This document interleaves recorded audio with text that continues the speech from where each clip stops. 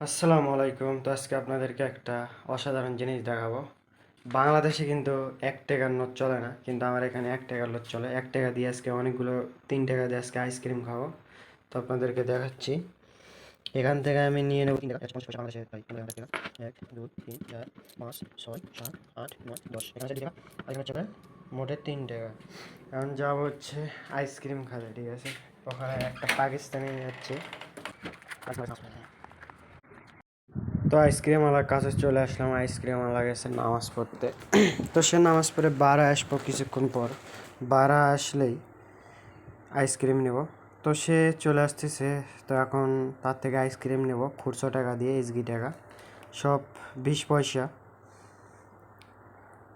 তো আমি আইসক্রিম নেব দুধগুলো, যেগুলো খেতে অনেক ভালো লাগে।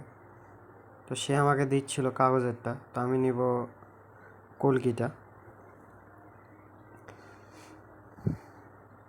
আসলে মূলত বাংলাদেশে এসগি টাকা চলে না, কিন্তু মালয়েশিয়া 5 পয়সা থেকে শুরু করে 100 টাকা পর্যন্ত চলে, কিন্তু এসগি টাকা চলে।